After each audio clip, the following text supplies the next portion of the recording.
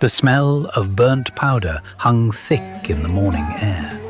Smoke drifted across the fields outside Constantinople as soldiers shouted commands in a dozen different tongues. Oxen strained against their harnesses, while gunners packed powder deep into the bronze throat of the cannon. Men covered their ears. Even the most hardened soldiers knew what was coming. I stood beside the bombard, resting my hand against its blackened surface. The bronze was warm beneath my palm, scarred and dark from the many times it had fired. It was enormous, nearly 8 meters long, the barrel so wide that a man could crawl inside it. Bronze bands reinforced the metal, and along its length ran a carved inscription praising the might of the Sultan and the will of God. It was the greatest cannon ever cast, and I had built it. Beyond the fields rose the walls of the city, ancient and proud. For nearly 1,000 years, they had guarded the greatest city in Christendom. Now, they trembled before my creation. Yet, as the cannon cooled beneath the rising sun, I found myself remembering another time, another road, another city gate. For I had once stood inside those very walls. My name is Orban. I was born far from these fields, in the lands of Hungary, where iron and bronze are shaped by men who understand both fire and patience. I was a founder of cannons, a craftsman of artillery.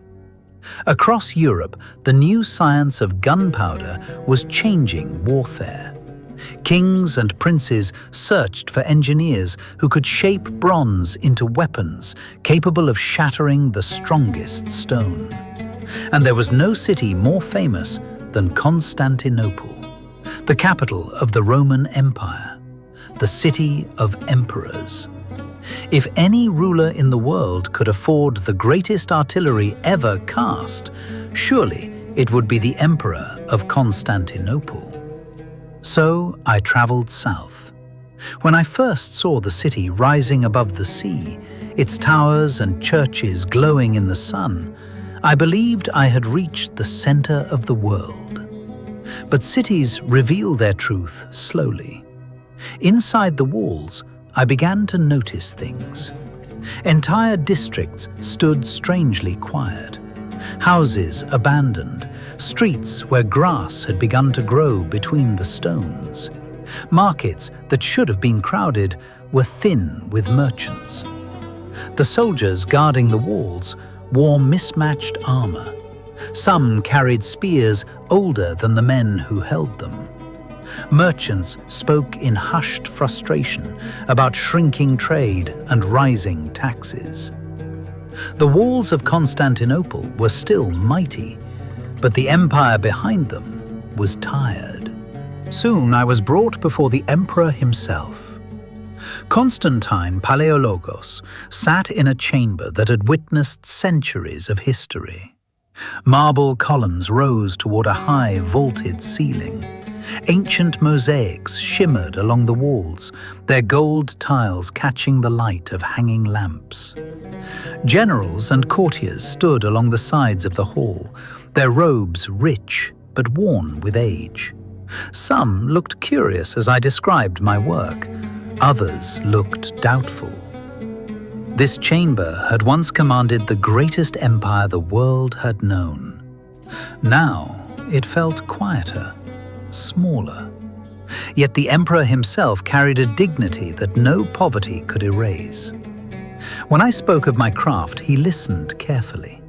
I told him what I could build: a cannon larger than any yet seen in war, a bombard capable of firing enormous stone balls with such force that even the strongest walls might begin to crumble. As I described the power of the weapon, I saw unease spread across the faces of some of the men in the chamber. They knew those walls well. They had trusted them all their lives. When I finished speaking, silence settled over the room. At last, the emperor spoke. His voice was calm, respectful, but filled with a truth I had not expected. The empire could not afford such a weapon. The treasury was empty. Generations of war and decline had drained it. He offered me a place in his service, a modest salary if I wished to remain in Constantinople. But there would be no great cannon. Not here. Not now. I bowed to the emperor. Yet as I walked out of that ancient palace and into the fading streets of the city, I could not help but feel that Constantinople had missed its final chance. From there, I traveled east across Thrace until I reached Adrianople, the capital of the Ottoman Sultan. The difference between the two cities could not have been greater. Adrianople was alive. Markets overflowed with goods from across the empire. Soldiers marched through the streets in disciplined ranks. Traders shouted in languages from every corner of the known world. The empire was growing. Soon I was brought before Sultan Mehmed II. He was young, barely 21 years old, yet his presence commanded the entire hall. Silk robes of deep crimson draped from his shoulders. A tall white turban marked his authority. A curved dagger set with jewels rested at his waist.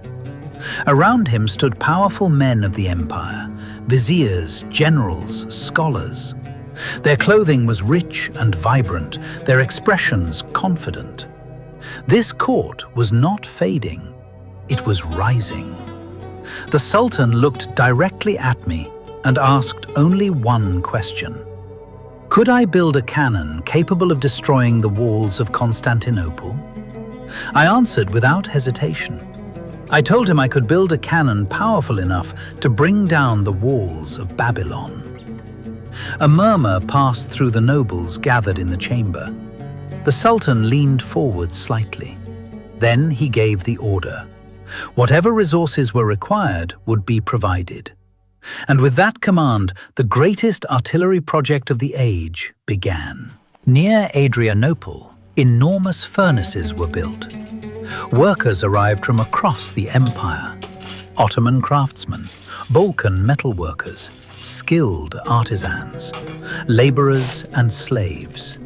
Their faces were black with soot, their leather aprons thick against the furnace heat. For days the fires burned. Bronze melted in great crucibles until it glowed white-hot like the heart of the sun. The molds were prepared in deep pits in the earth where the cannon would take shape. When the moment came, the molten metal was poured. Liquid fire flowed into the molds, hissing and steaming as it filled the form of the weapon I had designed. Slowly, the great bombard took shape. The largest cannon I had ever attempted to build. Perhaps the largest the world had ever seen. Once completed, the cannon had to be moved. That alone was an engineering challenge.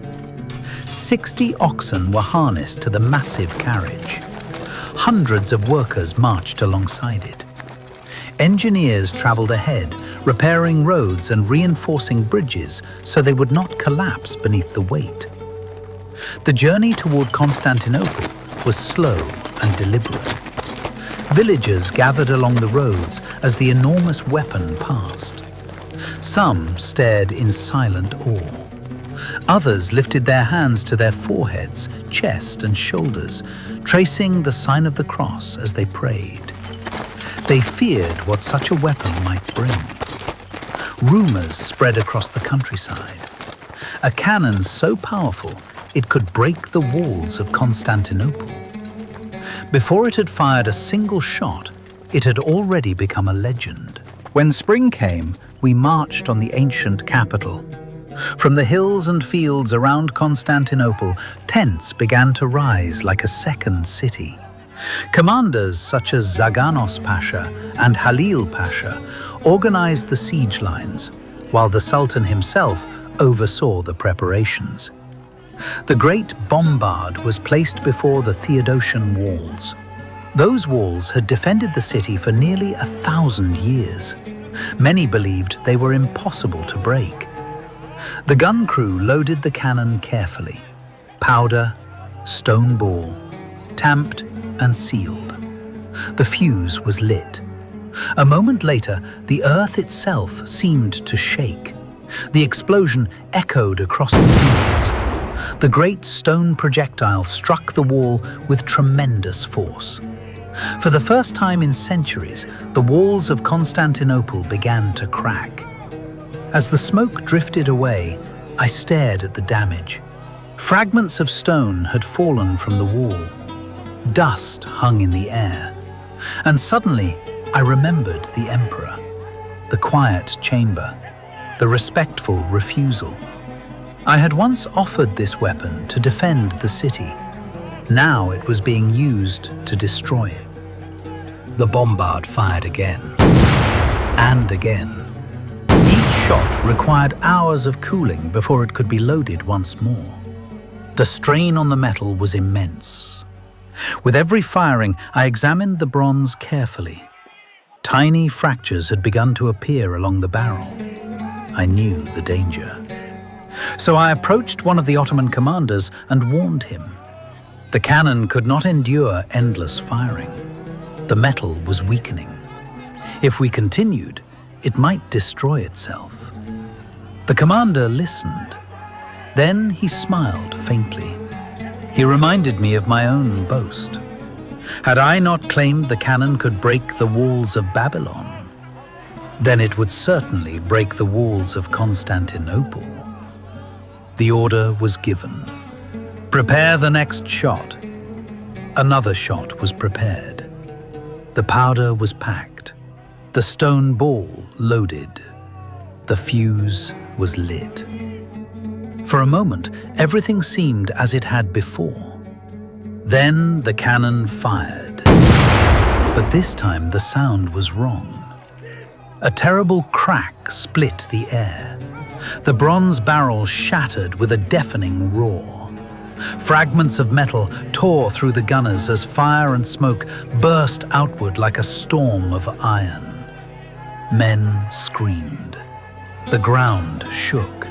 And in that terrible moment, I understood the final truth of my craft.